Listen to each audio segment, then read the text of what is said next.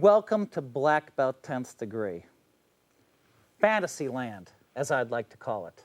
But there's something in taking a look at the best possible strategies that you can kind of, if you're really smart, you can kind of apply to your strategy.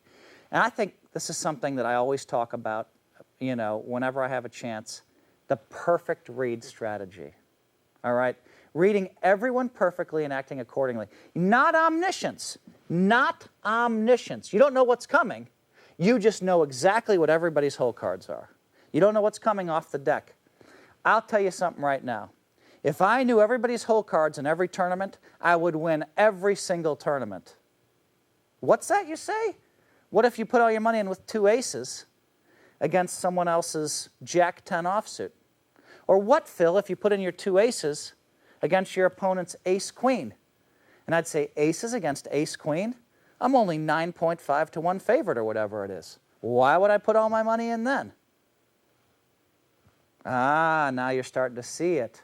In fact, 20 to 1 favorite isn't good enough for me to put all my money in. All I would have to do is wait until the river on every hand I played.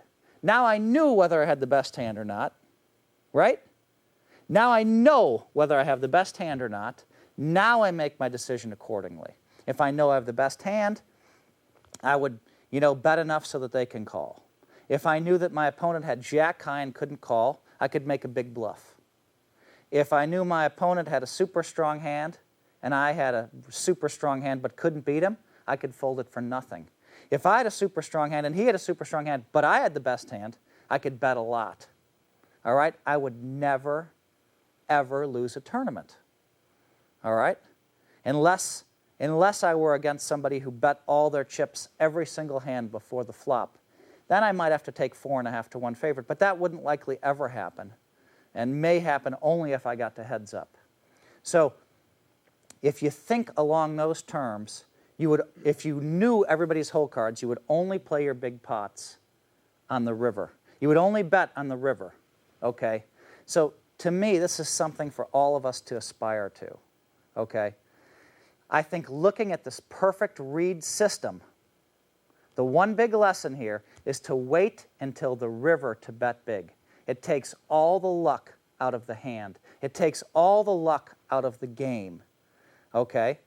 So if you actually are gifted enough to be able to read people perfectly, yeah, right.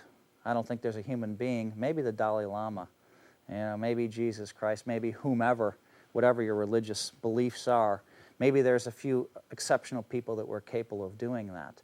But I don't think there's many people, if any, alive on the planet today that can read people perfectly. But the lesson from looking at this perfect read strategy is that in order to take the luck out of the game, you play all your big pots after all 5 cards have been flipped up in the middle. Now that's something you can aspire to do, all right? And if you can do that well, only play on the river your big pots. No one can do that, by the way. But if someone could figure out a system to do that, that to me is the next step in poker evolution. That to me is the next step where you're going to see the next great player come, where he doesn't play big pots before the flop, doesn't play big pots on the flop, doesn't play big pots on the turn, but only plays big pots on the river. It's a very difficult and almost impossible task to pull off. But for someone that can do that, they may be someone who just comes along and wins more tournaments than anyone has ever won before.